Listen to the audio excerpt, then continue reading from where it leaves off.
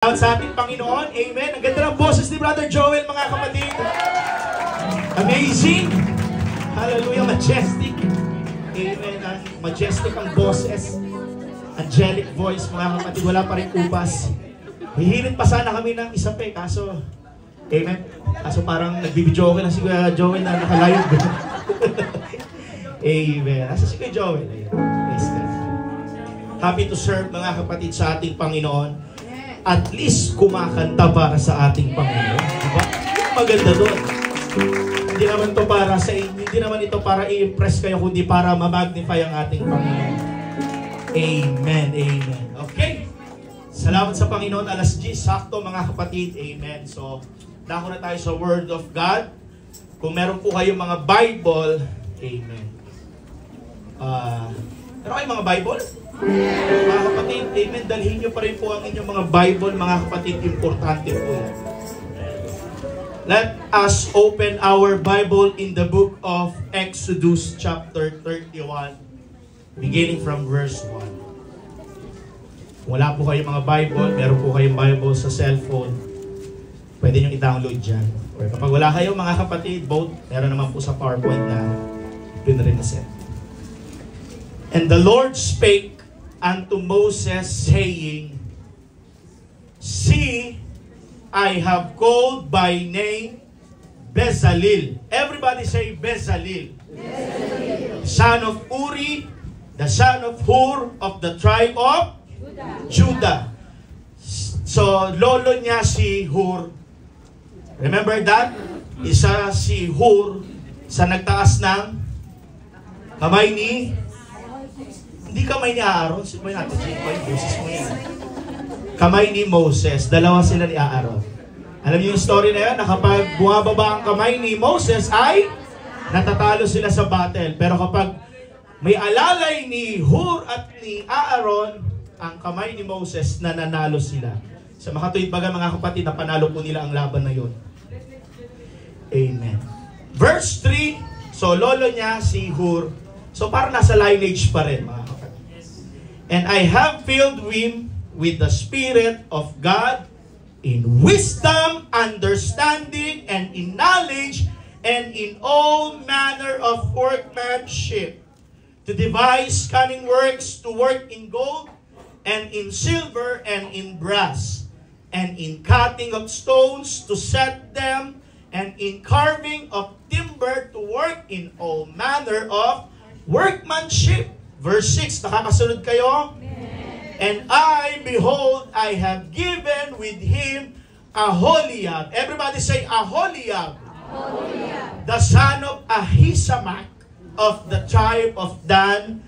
And in the hearts of all that are wise-hearted, I have put wisdom also, that they may make all that I have commanded thee. Verse 7, the tabernacle of the congregation, and the ark of the testimony, and the mercy seat that is thereupon, and all the furniture of the tabernacle, the table of his furniture, and the pure candlestick with all his furniture, and the altar of incense, and the altar of burnt offering with all his furniture, and the laver and his food, and the clothes, ito pa maganda, and the clothes of service, and the holy garments of Aaron the priest, and the garments of his son, that is Nadab, Abihu, Eleazar, at Ahimac, mga anak ni Aaron, to minister in the priest office, and the anointing oil, and the sweet incense for the holy place, according to all that I have commanded thee, shall they do. Turn your Bible in the book of Romans chapter 12, verse 6. Having then gifts differing according to the grace that is given to us, whether prophecy, let us prophesy according to the proportion of faith, or ministry, let us wait on our ministering, or he that teacheth on teaching, or he that exhorteth on exhortation. He that giveth, let he do with simplicity.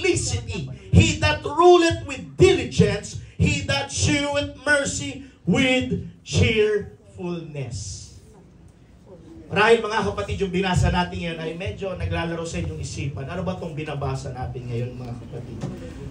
Pero mamaya, ipapaliwanag natin sa tulong ng ating Panginoon kung ano ba itong context or text na ating mga binasa. Tayo po'y manalangin, ipikit natin ang ating mga mata. O dakilang Diyos, Ama naming banal, mahabagin ka, O Diyos, at makapangyarihan ka. Sa umagang ito, Diyos Ama, natatalastas mo at nakikita mo ang pangangailangan ng aming mga kaluluwa, pangangailangan spiritual, O Diyos. Muli mo kaming pakakain at bubusugin, Ama, ng mga mensahe mo, Diyos Ama. Lord, once again, I pray Thee, O God, huwag niyo pong pahihintulutan. Nalalabas kami sa dakong ito na hindi po namin maramdaman at malasap, O God, ang iyong presensya, ang iyong pag-ibig, O God. Hallelujah. Dahil pag-ibig ang dahilan, Panginoon, kung bakit kami naririto, kung bakit namin ginagampanan, O God, ang mga pribilehiyo na iniatag mo sa aming mga balikat. Lord Jesus, anoint thy servant, anoint your words, O God. Lahat po ng lalabas sa aking labi ay magkaroon ng kapangyarihan with conviction, with feelings, O God. Hallelujah, sa bawat damdamin na makakarinig ng mga salita mo, O God. In Jesus' name we pray. Put your Bibles down at bigyan natin ng malakas na may kasamang hiyaw ang nag-iisa nating Panginoon.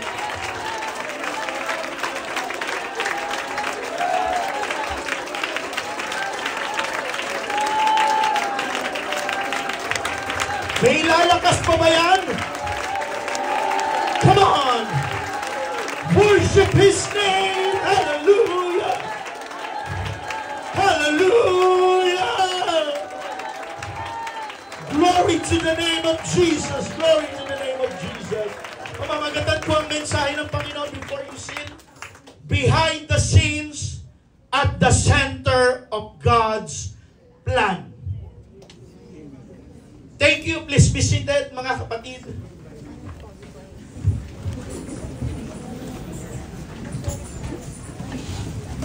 Hallelujah. Everybody say hallelujah. Hallelujah. Anybody may feelings? Hallelujah. Hallelujah. Amen. Dito po mga kapatid sa ating pong pag-aaralan o pag-uusapan mga kapatid, behind the scenes at the center of God's plan.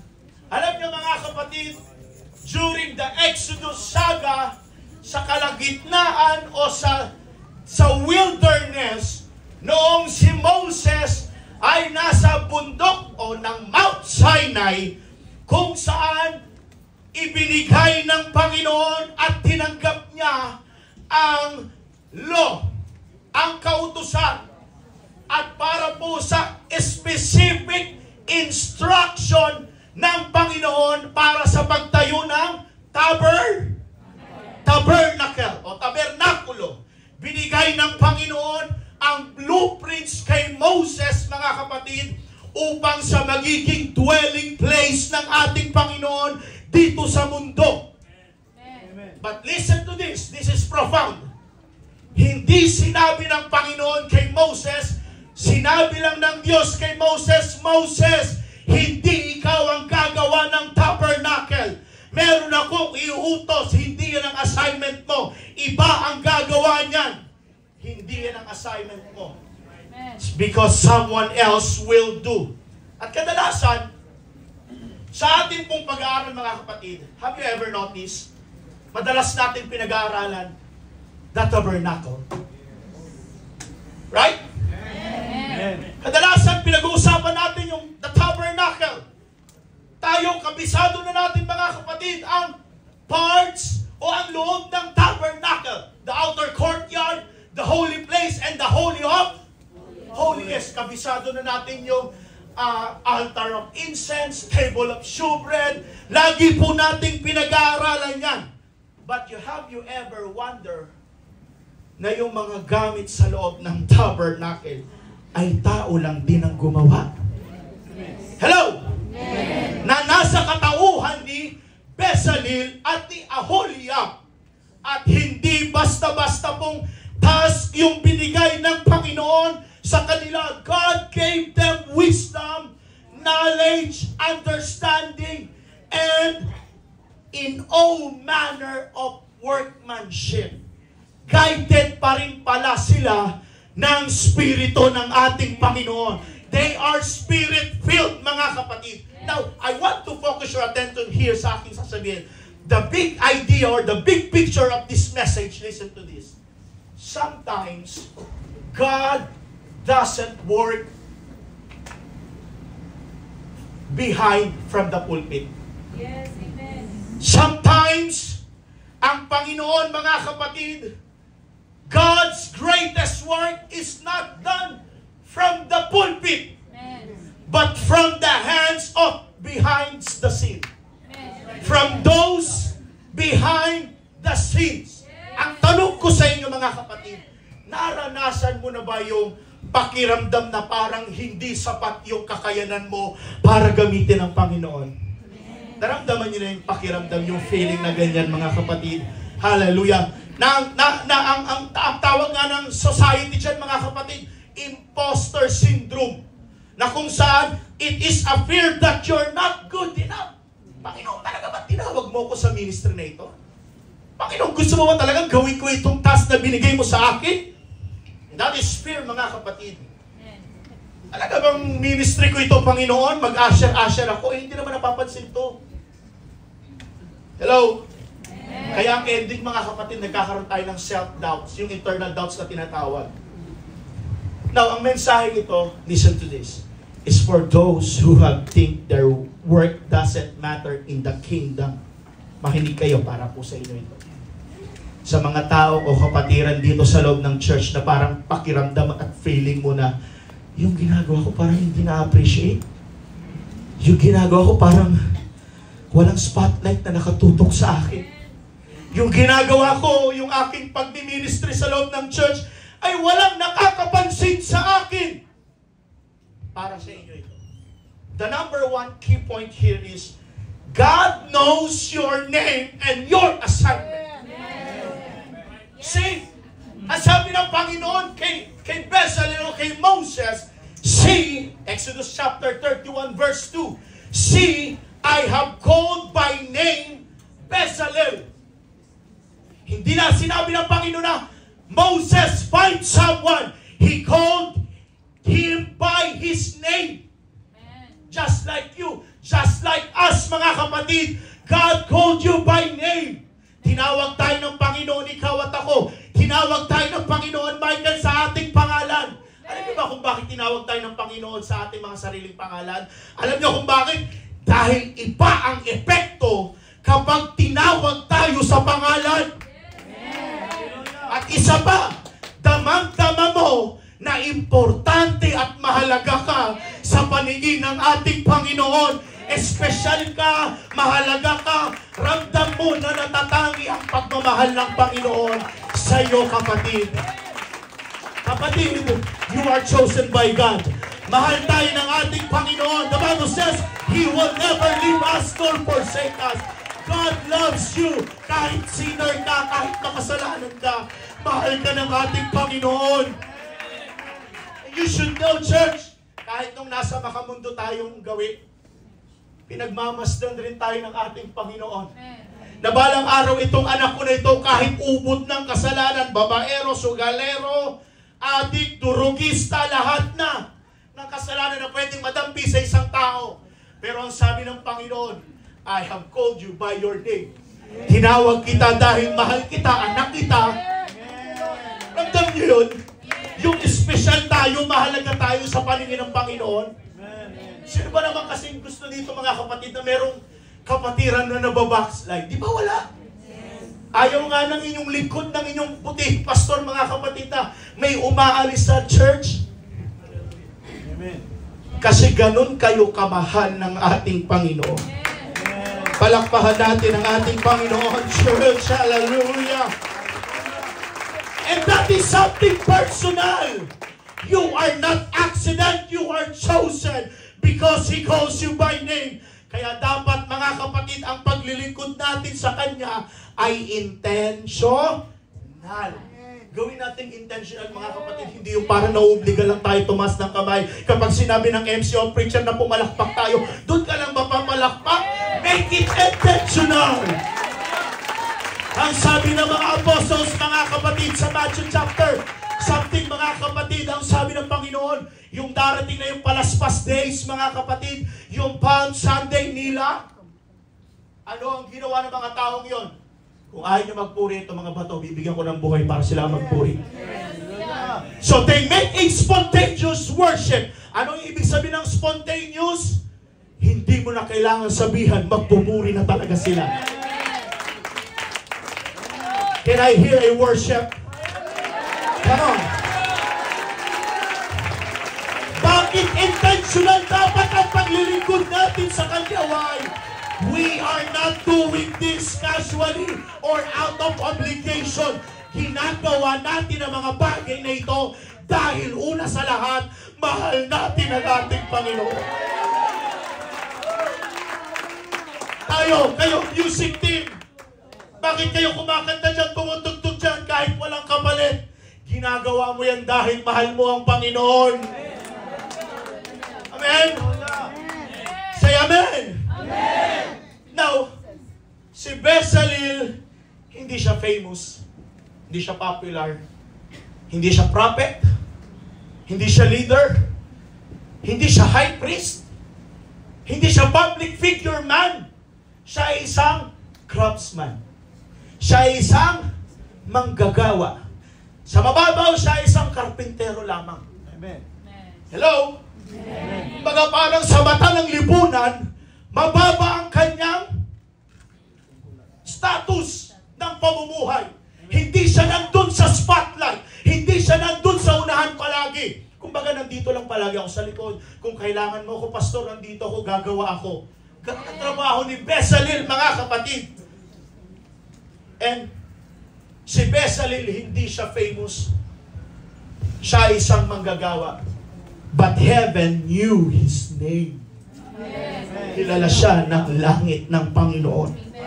Imagine ninyo po, mga kapatid, sa church, lahat nakikita nyo ang pastor, ako, nakikita nyo ang music team, kumakanta, tumutugtog, pero minimal ang spotlight sa nagpupunas ng upuan.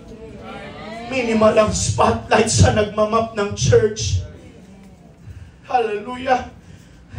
Sa nag-arrange ng mga upuan, sa naghanda ng nakikita nyo dyan ngayon, minimal ang spotlight sa kanila. Sa mga teachers na nagpupuyat para sa mga lessons na ituturo nyo sa Sunday school, sa midweek cottage, sa lahat ng exhortation, minimal ang spotlight dyan. Pero wag kang mag-alala. God does His good. Nakikita ka niya. Ano ang sabi ng Book of Matthew? Your Father see what are you doing in secret and He will reward you. Sabi ko nga last Sunday, mga kapatid, okay lang kahit hindi nasa iyo ang spotlight, pero advancing ang kingdom ng Panginoon, okay ka dyan, kapatid. Alakpahan natin ang ating Panginoon. You may not have a title, but you have a task. Feeling mo na overlook ka ng ibang tao, but God sees the skills in your hands. Amen. Tayo, tanungin ko kayo, mga kapatid. What if your assignment is just as important as the one holding the microphone? Mas gusto kasi natin nakahawak tayo ng mikropono eh. Bakit popular? Nasa unahan, nasa pulpit, behind the pulpit, nakikita, nasa iyo ang spotlight. Nakikita niyo mga concert ng mga Hollywood star na singer. Sila Beyonce, sila Whitney Houston, sino pa ba? Si Justin Bieber. Nakikita niyo spotlight sa kanila lang. Hindi iniilawan ng musicians. Nasa kanila lang ang spotlight. Pero ibahin mo ang church. Ibahin mo ang Panginoon. Na kahit ang pastor nakikita, music team ang nakikita, hindi nakakalimutan ng Panginoon ang pananalangin mo in a quiet and lowly place. Nakikita ng Panginoon yan. The Bible says you have to burn your midnight candle. At sa mga panahon na madilim, sa panahon na ikaw ay parang nang umulila sa presensya ng Panginoon, hindi nakalilimutan ng Panginoon ang ginagawa mo para sa kingdom at kaharian ng ating Panginoon. Everybody say amen. Amen. Number 2, God fills you with His Spirit and skill. Exodus chapter 31 verse 3, I have filled him with the Spirit of God. Eto, magtataka kayo. The first mention in the scripture, in the Bible, of something being filled with the Spirit of God, it's not a preacher. It's not a leader. It's not a high priest. It's not a patriarch.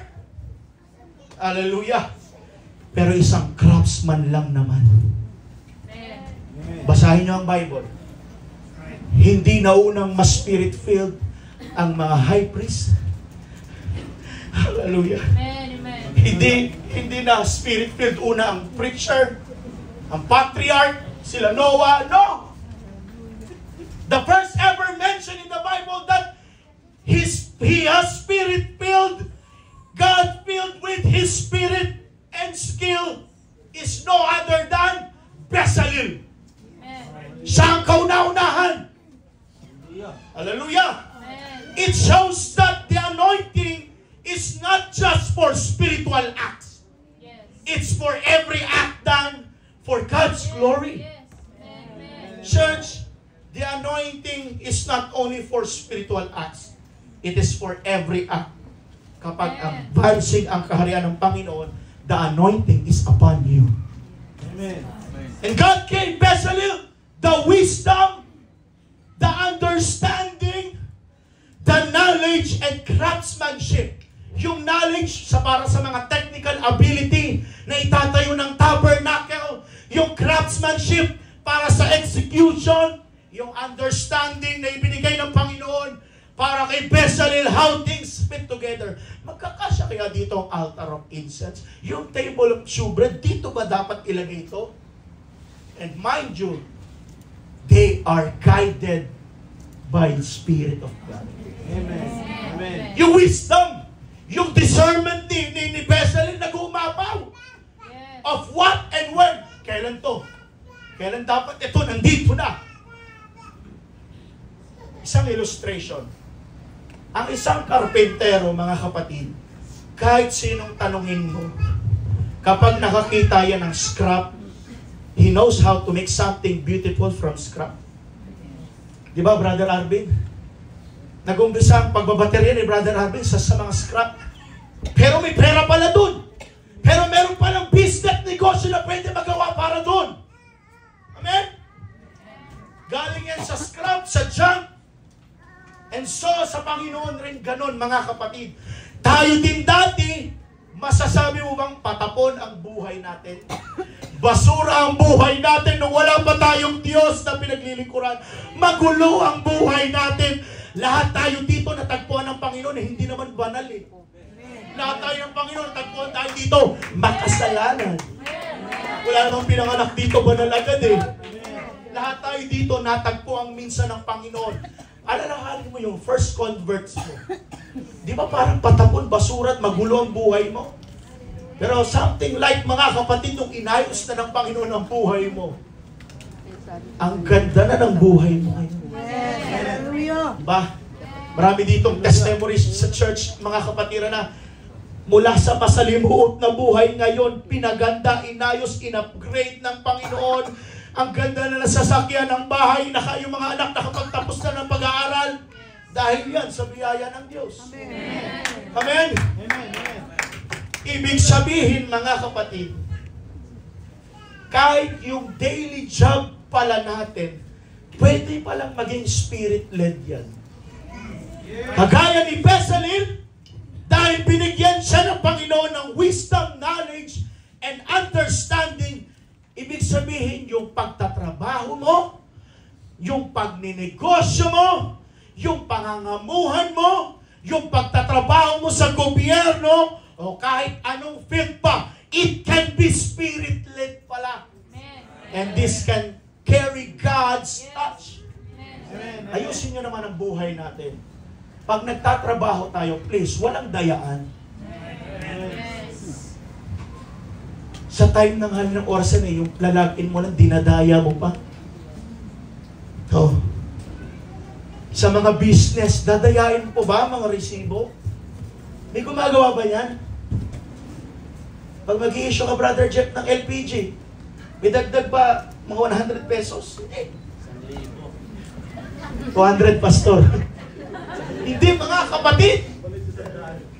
Hallelujah. It can be spirit-led. Sa mga estudyante, stop separating sacred and secular. With God's anointing, all the work and studies can become worship. Huwag mo lang haluan ng kalokohan. Magpakilala ka, Christian ka, kapatid. Ay, hindi pala. Magpakilala ka na apostolic Christian ka. Kasi marami sa school na nagagaya na Christian din sila. Kaya pag may mga anak kayo na nagtatanong, Pama, Christian din yung kapatid ko, pero ang lakas magsugal. Christian din yung classmate ko pa, pero ang lakas mag-inom. Bakit sila Christian? Pero nagpapantalon sa kanila? Hindi. Sabihin mo, anak, iba tayo ha. Yes. Tinawag tayo ng Panginoon by our name. Amen. At kilala tayo ng Panginoon. Palakpakan natin ang ating Diyos. Diyan ba kayo mga kapatid? Number 3, your skill is sacred. From verse 4 and 5, to devise cunning works, to work in gold, silver, and brass. Pag sinabing cunning works, intricate pala yan. Alam niyo yung intricate? Kahit maliliit na detalye, He made it with excellency.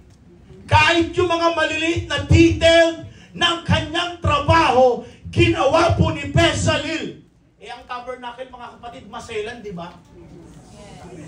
Mabusisi ang trabaho, pero nagawa niya ng detail by detail according to the specific instruction ng Panginoon from Moses to Bezalel. Maselan ang tabernacle, mga kapatid. Kapag may mali lang dyan, ay, sabi sa'yo, dead on arrival ka dyan. Deads ka dyan, kapatid. So, si Bezalel, to devise cunning works, ginawa niya ito na may thoughtful craftsmanship. In other words, si Bezalel ay mahusay magtrabaho. Kumbaga parang yung trabaho niya, hindi tinitipid. Minsan kasi may mga ganyan nagtatrabaho, tinitipid sa materyales eh. Isipin mo, dito na lang sa wire. Yung kalahati, parang luma. Ayun, hindi pwede yun. Kay Bezalel, dapat original lang lahat. Dapat maganda ang trabaho, pulito, maayos. Kasi sa tabernacle, hindi pa pwede yan. Masela ng tabernacle, magugulo. Baka yan pa maging reason na hindi bumaba ang presensya ng Panginoon. Kaya tinarabaho ng maayos ni Bezalel. So Bezalel's skills was his offering to God. Lord, wala akong ibang pwedeng may imbag, Lord. Hindi ako public figure man, hindi ako eloquent magsalita. Hindi ako dire-diretso na uutal ang pananalita ko, pero Lord, hayaan mo ang skills ko na binigay mo, that this God-given talent ay para sa iyo, Panginoon. Kaya tayo, I warn you again, kapatiran, sa loob ng church na ito, yung talent na meron ka, dapat para sa Panginoon lang yan. Nagkakaintindihan ba tayo? Yung talent na meron ka, magaling ka kumanta, huwag ka kumanta sa labas.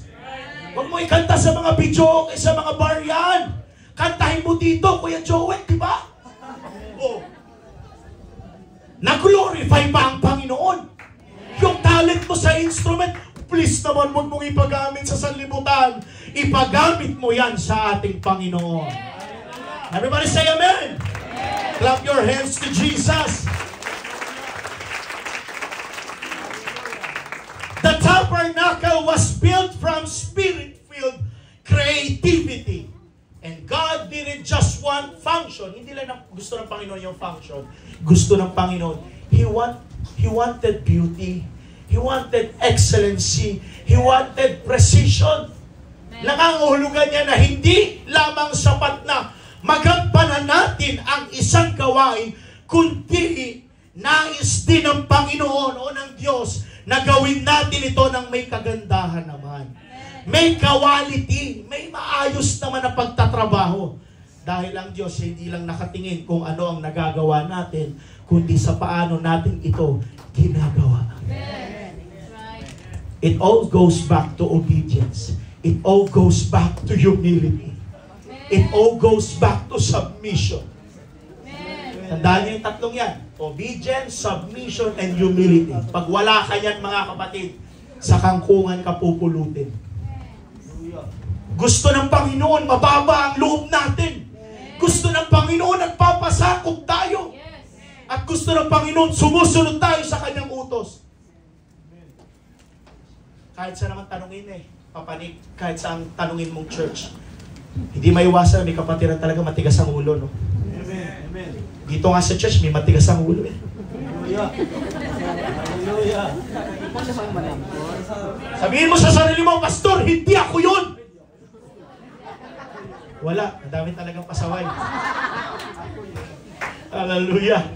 Kasi gusto ng Panginoon, hindi lang nakatingin ang Panginoon kung ano ang nagagawa natin para sa Kanya. Tinitignan din ng Panginoon kung paano natin ginagawa, tinatapos yung trabaho na ministry na inihatag niya sa atin. Gawin naman natin ang may kaayusan. Kapag kinausap ko ang music team, mga music team, please naman, pakiingatan ng ating mga instrument. Huwag natin dawas, wala apakpapakan. Lagi kong sasabihin sa inyo to, music team, sa music department, pag may nasirang gamit dyan, hindi kagad tayo makabili agad. Mahal yan. Hindi ang presyo niyan 1.5 lang. Hindi pwedeng 2K lang dyan. Mahal ang presyo niyan. Tapos ikaw apak-apakan mo lang. Diba?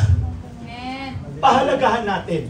Amen. Sabi ng nakausap ko na technician o gumagawa ng mga speaker, Sir, magpapaayos po ako ng speaker or amplifier, ganyan. Sir, ano ka? Christian ka? Sabi niya, opo, Christian ako. Pastor po ako. Sir, lahat po ng kliyente ko, pastor, Christian. Kadalasan ang sira po, ganito. Dahil sa abuse ng gamit, malakas ang music. Oh. Doon natauhan ako doon. Oh. Eh gusto ng Panginoon, nasa kaayusan din tayo eh. Tayo minsan sa laulak tayo. Bara-bara tayo. Dire-diretso tayo. Oh. Dapat ayusin natin. Amen. Nagkakaintindihan tayo, mga kapatid? Paayusin at pagandahin natin. Alam niyo, mga kapatid, sinabi ko kahapon sa kanila, malaki po ang pangarap at gusto ko po mangyari sa church na ito, na balang araw pagdating ng mga bagay na ito, pinagkalooban na tayo ng Panginoon na magandang lahat. Oh. Gagandang music natin. Sinasabi ko sa inyo. Darating nga. And I can't wait for that to happen. Hindi na kami hintay, mga kapatid, na mangyayari ang mga bagay na yan. Something na nakaka-excite. Excited ba kayo dyan? Parang hindi kayo excited, mga kapatid. Excited kayo? Alam niyo, mga kapatid, ang isa pang plano ko dito para church, inopen ko ito sa church council. Lahat ng mga lumang aircon natin, papalitan ng Panginoon yan. Papalitan ng bagong mga aircon. Hintayin niyo, mga kapatid, hindi sa pagmamalaki. Lalagyan ko po ng aircon dito. Amen. Kung gusto niyo, mga kapatid, tagi-isang aircon tayo. Para malamig. Para wala na magre-reklamo. Init, ang tagal ng preaching. Ang init, ang oras na. Ganun kasi naging problema dito eh. Naalala niyo yung summertime? Naglagay pa si Brother Chip na malalaking ano dyan. Iwata. Mga kapatid, ano? Pansin ko ito nun eh. Kayo magalit ha. Nung time na, ang init, summer. Sabi ng mga kapatiran, tagal matapos ah. Kasi init na init. Kaya huwag kayo mag-alala, mga kapatid. Pagagandahin natin yung church na ito. Gusto niyo ba maging kabahagi doon? Kaakibat ng pagsamba natin ay ang pagbibigay. Kaya magbigay din kayo. Para pagpalain din kayo ng Panginoon. Ang blessing ng Panginoon, give and take, mga kapatid, palitan yan. Hindi magbababa ang Panginoon ng pagpapala kung wala kang inaambag, wala kang binibigay sa karya ng Panginoon. Matuto ka magbigay. Sa mga hindi pa kumbinsido sa pagbibigay ng ikapo, ay nako, Magka-40 na ang simbahan. Dapat matutunan mo na yan.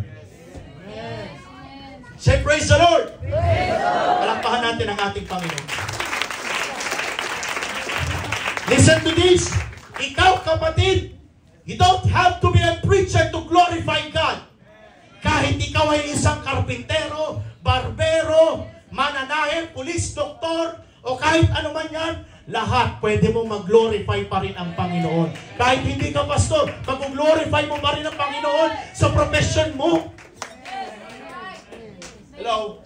Makakala nyo kasi ang spirit-filled lang ay ang pastor. Hindi po.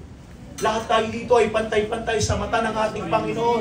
Walang lamang, walang mataas, walang mababa. Lahat po yan, straight lang tayo. Sa harapan ng Panginoon, pantay-pantay tayo. Amen. Ng application yan, mga kapatid, para sa atin. What you make with your hands matters. Don't belittle your profession. If God placed you there, He wants to work through with you. Amen. Amen. That's right. Sabi ko nga kay Ate Sharon, nasa si Ate Sharon. Sabi ko nga, wala sa ano. Wala. Papanik, sabi ko kay Ate Sharon, Ate Sharon, baka yan talaga ang calling mo. Yan talaga yung ministry mo. Yung magpaanak ng mga nabubuntis dito. Sabi ko, hindi biro yun. Baka yan talaga ang calling ang ministry mo. Baka yung ministry mo talaga, yung maging speaker ka sa mga malalakihang komperensya. Baka tapos lang, ng NSLD lang naman. Distrito, mga kapatid. Kaso may free na hotel, kaso hindi ginamit. Sayang! Sayang. Hingi ka refund, Ate Sharon. Para baka magbigay ka ng mga awareness sa lahat ng kababaihan at lahat ng mga nanay. At baka yun talaga ang ministry niya. Yes. Diba? Lahat naman tayo dito may mga potential. Minsan i-awaken naman natin yung mga gifts natin. Amen. Ngayon lang namin natuklasan, napakaganda talaga ng boses ni CJ. Yes! Kung ako babae, mga kapatid, mabibighani ako, Ate Jassy. Sinend ko nga kay Ate Jassy. Ate Jassy, glory to God, ang ganda ng boses ng anak mo. Sana ako na lang siya, palit kami. Ganda ng boses eh. Oh, na-awaken. Sample nga CJ sa CJ. Ang ganda ng boses, mga kapatid. Oh, Go, CJ. napahiya yung boses ni Michael, mga kapatid, layo.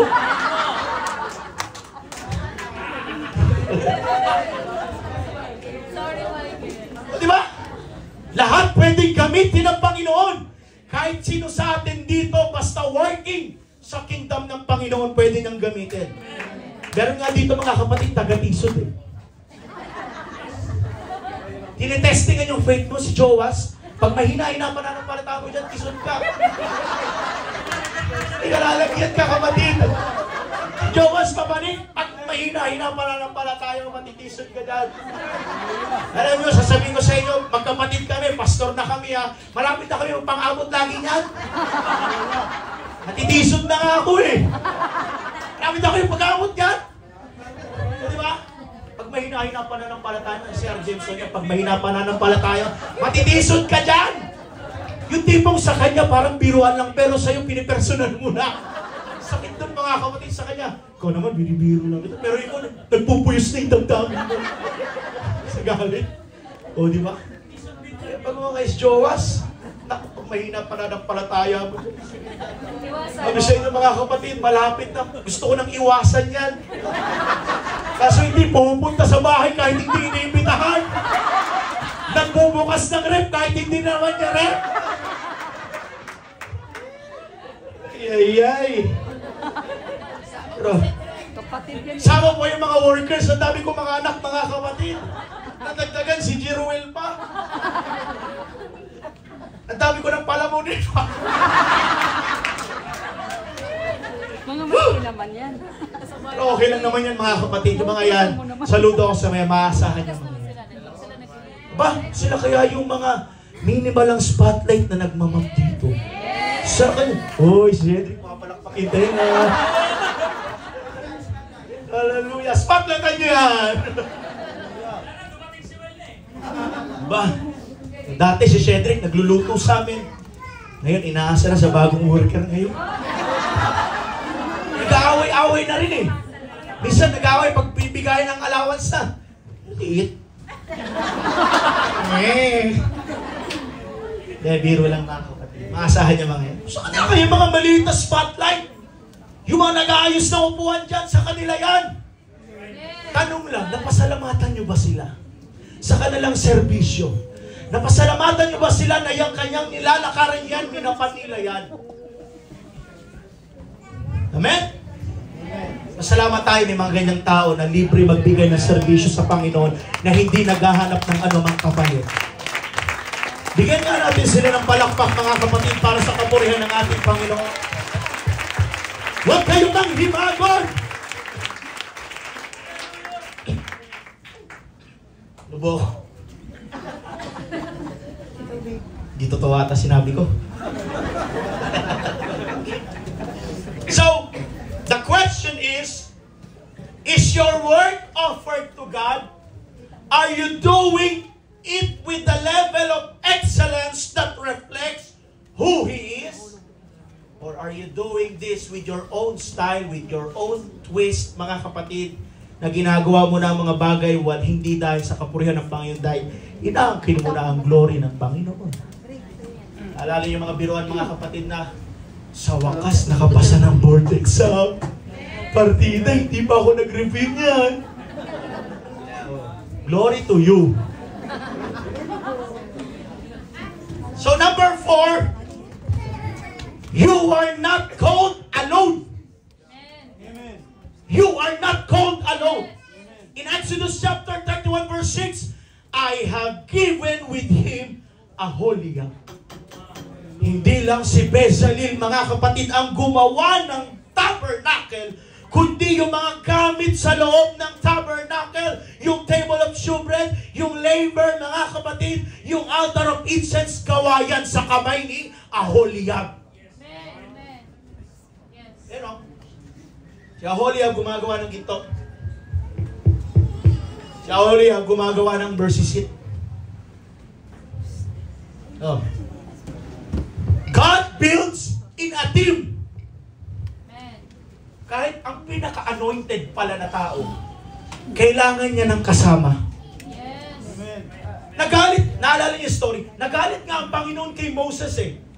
Ang sabi ng Panginoon sa kanya, di ba nato naman yung kapatid mo na si Aaron? Eh alam naman natin si Moses may problema sa pananalita, utal. Bakit hindi na lang yung kapatid mo magaling magsalita yun, siya na lang ang kasamahin mo dito. Matutuwa yun kapag sinama mo siya rito. Papuntahin mo siya dito. Siya ang magsasalita para sa iyo. Yes. Marahil si Moses pag naglilid ng milyon-milyong mga Israelites, kinig ka, yo! Oh. Hindi klaro. Kaya tinawag ng Panginoon, ito naman yung kapatid mo si Aaron. Walang ginagawa. Tawagin mo siya. Siya ang magsasalita para sa iyo. Yes. Ganon din kay Bezalel. Si Aholiab name means tent of the Father. It speaks of dwelling in God's presence while serving. And God also stirred the hearts of all that are wise-hearted, sa verse 6 yan, to join them. Si Aholiab lang naman ang gumawa ng lampstand, altar of incense, altar of burnt offering, and even the garments of the high priest, si Aaron, gawa po yun sa kamay ni Aholiab. And the Bible tells us also, kahit yung garments kasuotan ng mga anak ni Aaron, kay Nadab, Abihu, kay Eleazar, at kay Ithamar, gawa rin po ni Aholiab yan. Amen. Kaso nga lang, yung dalawang si Nadab at Abihu ay namatay dahil sa maling pag-offer. So, and later on, naging next high priest, next to Aaron, si Eleazar. At si Hatamar ay naging priest din. Tandem sila ng kanyang kuya. Si Eleazar bilang panganay, tandem sila ng kanyang bunsong kapatid na si Ithamar. Oh, high priest si Eleazar, priest si Ithamar. Oh, tandem sila mga kapatid. At naiwan sa kanila ang priestly duties nung namatay si Aaron. Tandem silang dalawa. Si Eleazar may Ithamar, si Moses may Aaron, si Bezalel may Aholiab, si Pablo may Barnabas, si Priscilla may Aquila. Yes. Amen. Sino pa? Si David may Jonathan. Ikaw at ako, kailangan natin ng bawat isa. At ang Panginoon. Kung si Moses may Aaron, si David may Jonathan, si Paul may Barnabas, ikaw at ako, kailangan natin ng bawat isa. And we can work all together with unity. Dahil ang nararamdaman ng kalingkingan ng hintuturo mga kapatid, siyang nararamdaman ng buong katawan. At kinakailangan tulungan tayo bawat isa. Hindi natin magagawa ito ng sarili lang natin. Kailangan natin ng bawat presensya ng bawat isa. Siyempre mo, pag nag-isolate ka, nangihina ka, di ba? Pag hinilalayo mo yung sarili mo sa gawain, manghihina ka. Mamamatay ka para kang uling na hindi sumama sa kapsanan ng maraming uling. Mamaya-maya, wawala na apoy mo. Effective ka kaya na isang pirasong tingting kapag hindi mo kasama ang karamihan ng tingting? Hindi ka makakawalis. Kaya kinakailangan natin ng bond, ng fellowship. Yan ang ginawa ng apostles. After they baptized 3,000, they continue steadfastly in the apostles' doctrine, in breaking of bread, in prayers, in unity. Fellowship ang susi, kapatid. Kaya mga kapatid, huwag niyong kalilimutan ang magsamba. Huwag niyong gawing reason na nasa puso ko naman ang Panginoon. Okay lang yon. Hindi po okay yon. Magsimba ka. Kahit nanghihina ka, magsimba ka. Kahit may karamdaman ka, magsimba ka. Kahit naadap-adap ang pananampalataya mo, magsimba ka pa rin. Because it is not about you. It is not about me. It is all by Him. Pwede mo natin palakpakan ng Panginoon in just 10 seconds.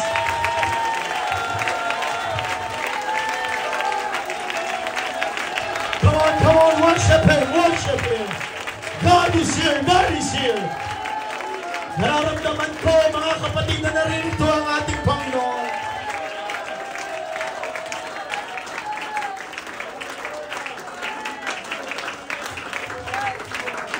Sa isang kumpanya, hindi lahat yan kayang trabahuin ng boss.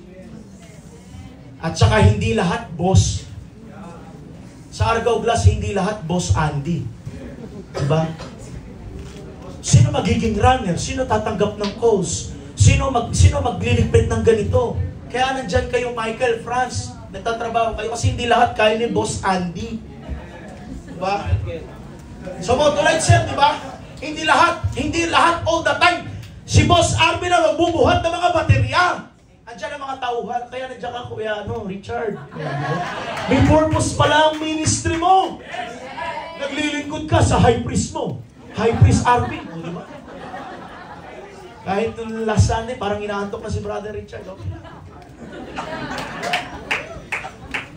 Patay tayo dyan kung lahat boss. Hindi lahat pwedeng boss.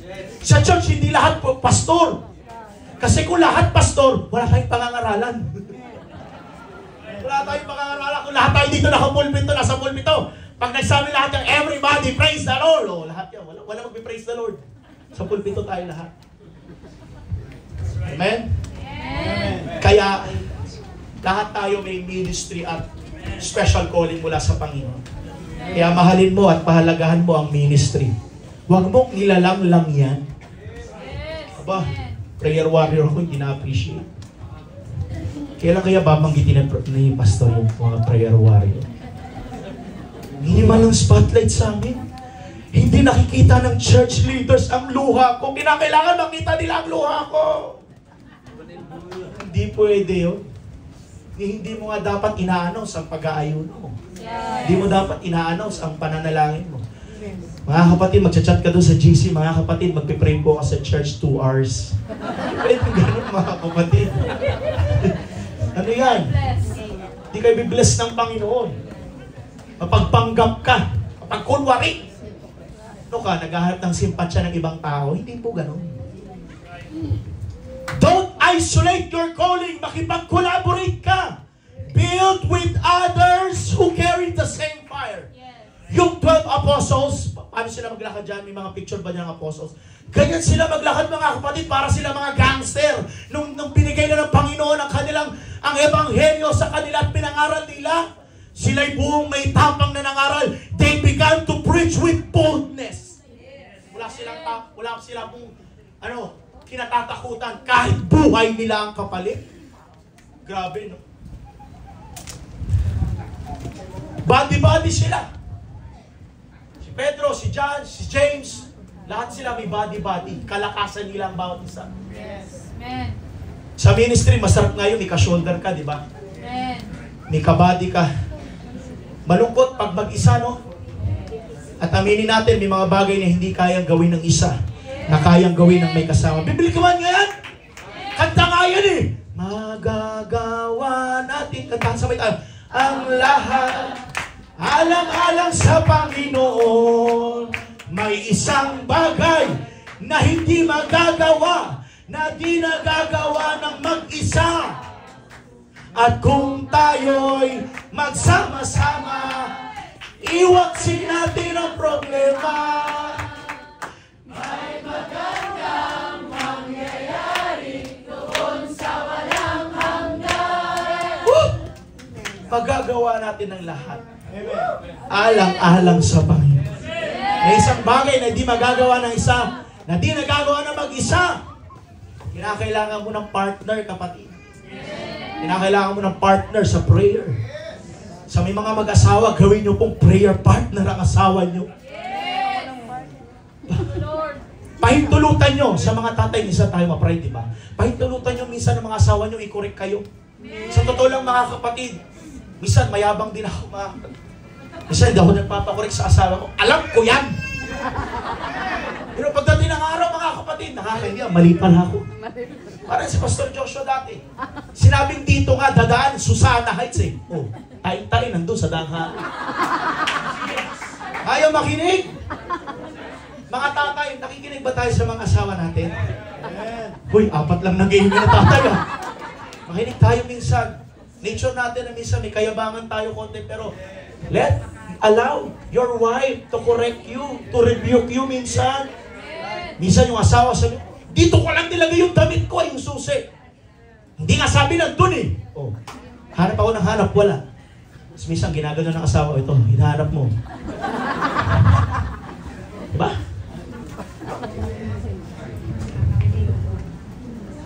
If God called you to something, He's already calling the team around you.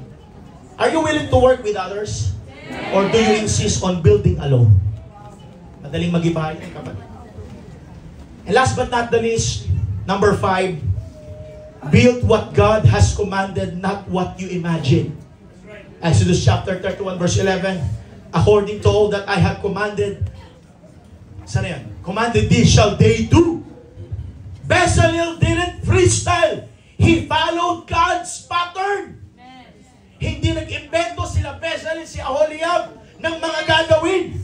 Ay, ito magiging itsura ng seat. Ito magiging itsura ng garments ni Aaron. Ito magiging itsura ng table of showbread, ng altar of incense. Hindi.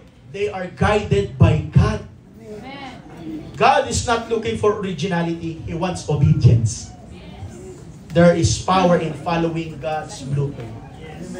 Mga kapatid, bilang inyong pong pastor, makinig po kayo sa inyong pastor. Wala pong pinapangaral ang church o ang lingkod po ninyo sa likod ng pulpitong ito na makakapahamak sa iyo. Lahat po yan para sa ikabubuti mo. Kaya minsan, yung mga pagsuway dito sa likod ng pulpito, don't take it personal. Kasi pag dinaan mo sa personal yan, masakit talaga. Pero kung dadaanin mo yan sa God's way, tatanggapin mo ng buo yung rebuke na yan. Tatanggapin mo yan, correction na yan ng buong buo. Hindi ka masasaktan kasi alam mo, totoo at masakit ang salita ng Panginoon. And let God allow you to correct and to rebuke you. Kasi kung sa personal mo dadalhin yan, iti-take against mo sa pastor mo yan. Masakit, ako talaga yung pinapatamaan. Pero totoo, hindi naman talaga ikaw.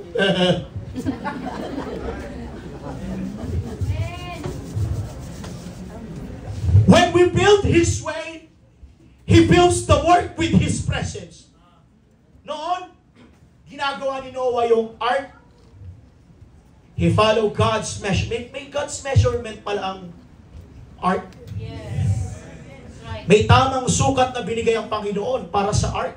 Nasa Genesis chapter 6 verse 15 yun. Yes. Ang sabi ng Panginoon, 300 cubits yan, ha, Noah, ha? Ano sa Tagalog ng cubits? 300 siko ang sukat niyan. Noah, ha? Huwag ka mag-invento. Paano kung naging 301 yun?